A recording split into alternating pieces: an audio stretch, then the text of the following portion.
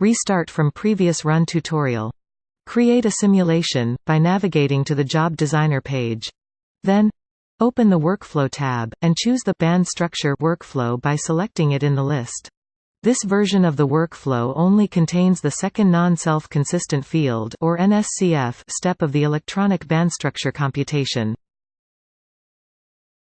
Let us open the PW_NSCF compute unit itself, to inspect its contents. Towards the bottom, the Quantum Espresso input script for performing the NSCF step of the band structure calculation can be retrieved.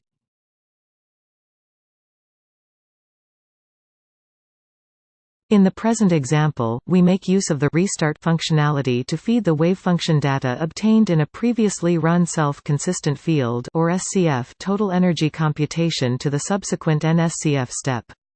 We do this by setting the SCF calculation to be the parent job of the one being currently designed.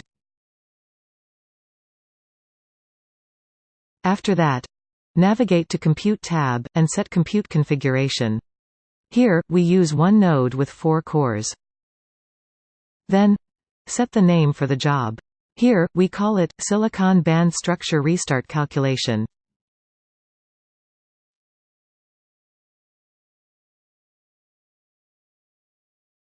Next, save the job.